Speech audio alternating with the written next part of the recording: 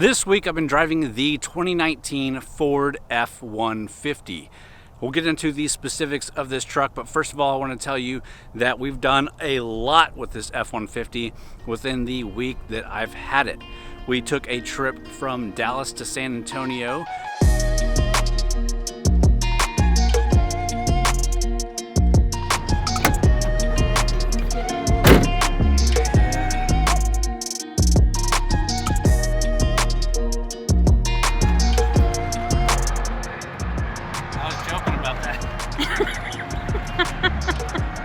Were you?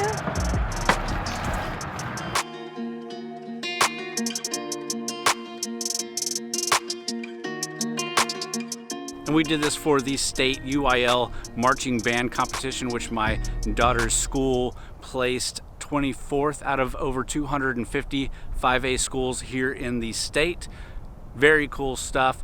But we took it all the way down to San Antonio. I've done daily driving back and forth to the office and a few instances of utilizing the truck bed to haul some stuff. One of the things that I just don't have the time to do, which I would love to do more with these videos, is really getting out and driving these vehicles for long distances like road trips. Whenever you take a vehicle on a road trip, you really get intimate with everything, all the characteristics of it, how it drives, how technology works in it, and things like that. And I'm really glad I got the chance to take this one out for a long road trip, because there's a lot I really like about this truck, and there are some annoyances and things that I don't like about this truck, at least for the price point that it's at. And again, we'll jump into that in just a sec, but first I want to touch on the different trim levels that the F-150 can come in.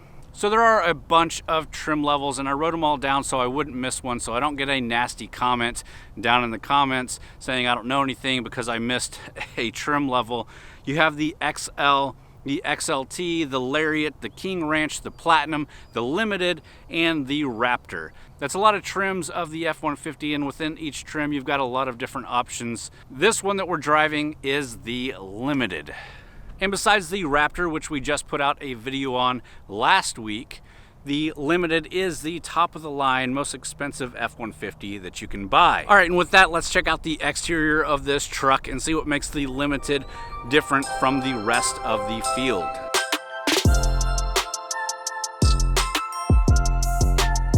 All right, one of the signature design elements that separates this from the rest of the F-150s is this raised lettering on the hood that spells out Limited for the Limited trim. And all F-150 trims have a little bit different grills.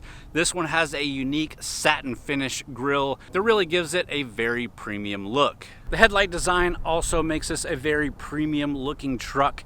You get LED daytime running lights and LED fog lights. You also get LED lights on the side mirrors, as well as puddle lamps on the underneath of the side mirrors that illuminate the ground when you're getting out. These are also power folding side mirrors, so there's a button inside that you can push and they will fold in, which is great for parking. But one of the things I wish that this truck did was have these mirrors fold when you lock the truck, not force you to push the button, because if you turn the truck off and then you try to push the button, it doesn't work. You got to turn the truck back on, push the button, fold in the mirrors, turn the truck back off, and then get out. It would be much nicer and much more of a luxurious touch if these things just folded on lock. And while we're on the side of the truck, you can also see that Limited F-150 badge on the front fender. You also get power folding running boards as you open up the doors.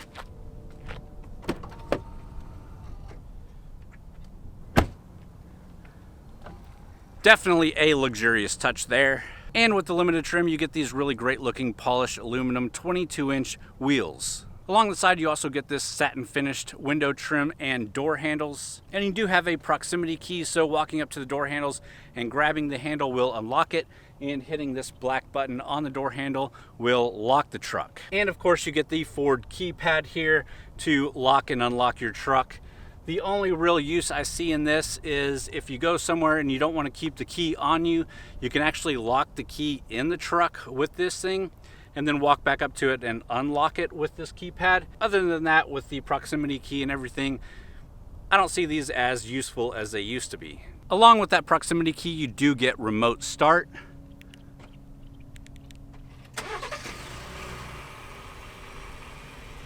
And you can remotely drop the tailgate, which we're about to check out.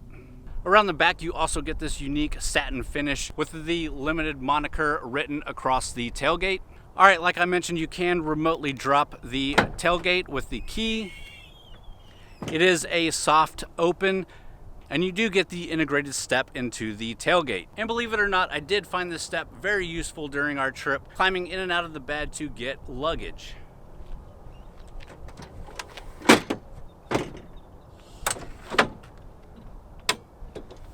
It is a pretty easy thing to pull out and put back in, and it really saves you on pain trying to get in and out of this thing when you get up in the older ages. One of the things I do suggest if you plan on taking a road trip in any truck really is having a good bed cover. I really wish this one had a bed cover. It would have saved me a little bit of headache during the trip with moving stuff from in the bed to in the cabin and then back into the bed. But everything rode well. You do get nice tie downs, and we managed. Now you can get a factory installed bed cover from Ford. I think there's a couple options, a soft top and a hard top. The soft is like $500 and something. The hard one is about $1,000. But if you go factory or aftermarket, I definitely suggest having one, especially if you plan on hauling a lot of stuff in the bed of your truck that's not like huge stuff. And of course, that's something that I really like about Ram. When Ram first announced the Ram box in the fenders, I thought it was more of a gimmick, but the more and more I drive Rams, the more I use the Ram box, the more useful I think they are. Now, you can't really put a lot of luggage in there, but there would be a few items that we could have shoved in there to make the trip a lot easier and not really have to worry about it. All right, with that, let's go check out what's under the hood.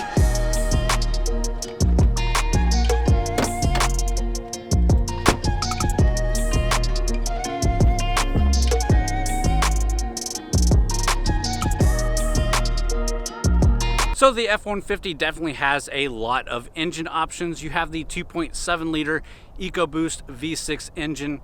You have the 3.3 liter naturally aspirated V6 engine. You have the 3.5 liter EcoBoost V6 engine, which is what we're rocking here and the only engine option available on the limited trim.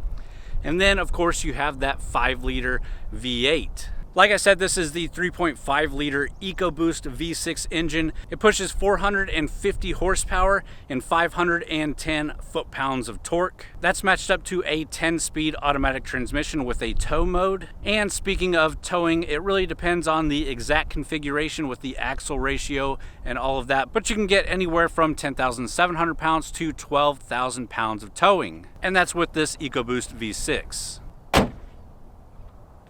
All right, with that, let's check out the interior, starting with the back seats. All right, so the rear seats in the F-150 are massive. This is the Super Crew, so it's the biggest cabin that you can get, and you have just a ton of room back here. We carried 5 people to San Antonio with us when we went on the trip. Me, my wife, 2 kids, and my mother. So we had 3 here in the back. Nobody had really any issues with comfort the entire trip. You do get quite a bit of goodies back here as well. You still get nice, comfortable leather seats. You get a plethora of tech back here. You get an accessory port. You get 2 USB ports for charging. And you get a 110 volt, 400 watt power outlet. You also get heated seats back here. Another thing you get here in the rear seats are these inflatable rear safety belts. That means they have the airbag built into them. Just an extra amount of safety for your rear passengers. All right, let's jump in the front seats and check out the rest of the interior.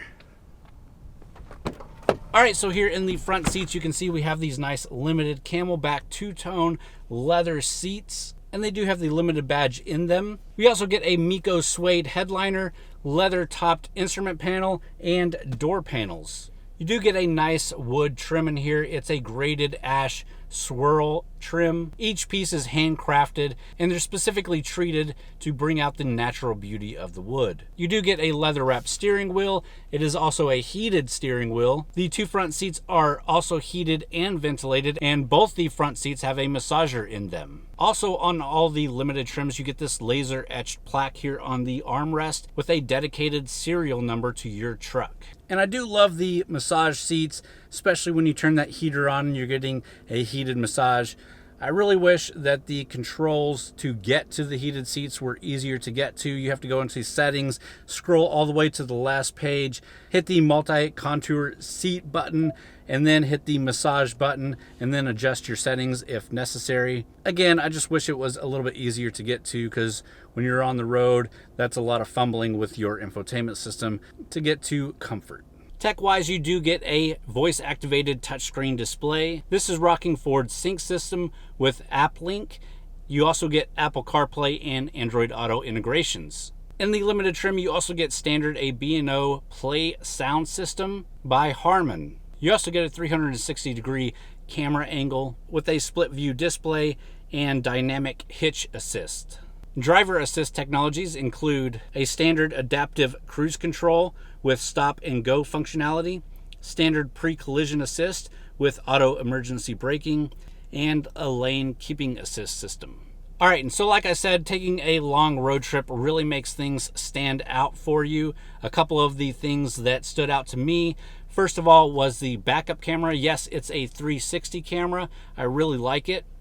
I like having 360 cameras in big vehicles. It just helps in aiding parking and just making sure you're not going to hit anything, especially in tight parking spots like we were in down in San Antonio at the Alamo Dome. My biggest gripe with it, though, is that as soon as you shift from reverse back to drive, that camera system turns off.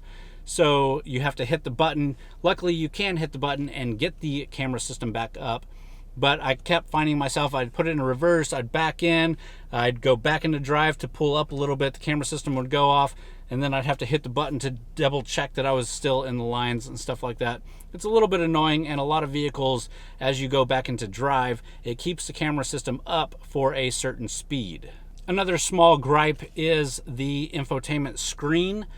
This is a very luxurious truck. It is a very expensive truck, and you still get a pretty small screen comparative to something like the new Ram with that 12-inch screen. Now, a lot of people like those physical buttons, and I do as well, but I could definitely see this getting a more powerful, bigger, better screen to really emphasize the limited trim. There are also a bit of tweaks and things that I've seen in other vehicles, especially luxurious vehicles, that I would love to add into this thing. You do get those massage seats, but there's basically only one setting. It would be nice to have a little bit more control there. You do get a nice information display here behind the steering wheel, but it would be nice if it was a little bit more configurable. I like to see my fuel economy and things like that, but I also like to see a digital speed. I'm even down with completely getting rid of analog gauges and going full screen. I also like the new BMW and Audi and even Volkswagens that put the navigation right there in your screen, so you don't have to rely on it being on your infotainment screen here. I'm also really getting used to and adjusted to having a heads-up display in vehicles. This is a very luxurious vehicle. I would love to have a nice heads-up display. You do get a plethora of USB ports. You get 2 up here in the front. You get 2 back in the back. Plus, you also get actual 110 volt, 400 watt plugs. So you can plug in a laptop. You can plug in power tools. You can charge things easier that way, but you don't have a wireless charger for phones, something that's becoming pretty standard in lower end vehicles, and you don't have newer tech like USB-C ports. Those and the folding side mirrors that I already talked about are pretty much my biggest gripes, nitpicks on this truck. Other than that, I've had a really great time in it. But let's go ahead and take it for a drive now, talk more about the driving, then we'll kind of talk about the price and compare this truck, and we'll wrap this video up.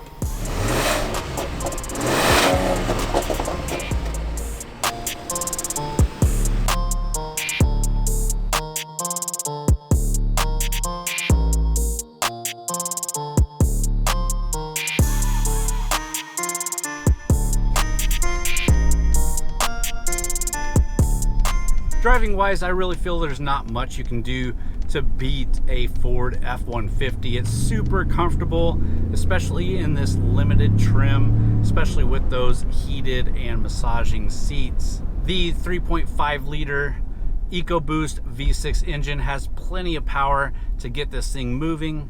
You have a ton of room in here. It's very comfortable even on long journeys, which we took in this thing.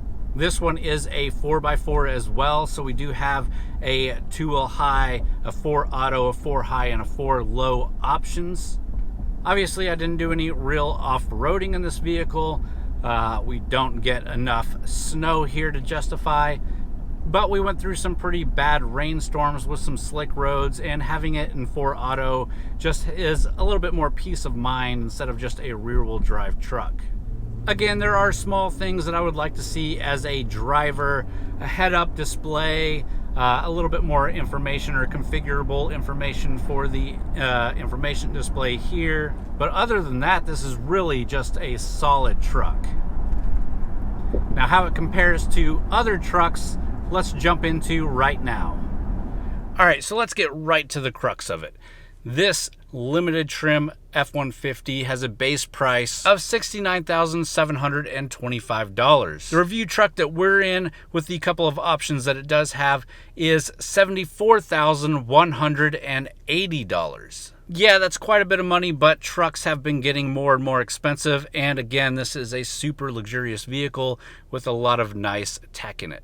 What you're going to compare it to, obviously, Ram, GMC, maybe the Nissan Titan Platinum Reserve, although it's not quite as expensive as this thing. I can tell you right now, I really like the Ram Laramie Longhorn.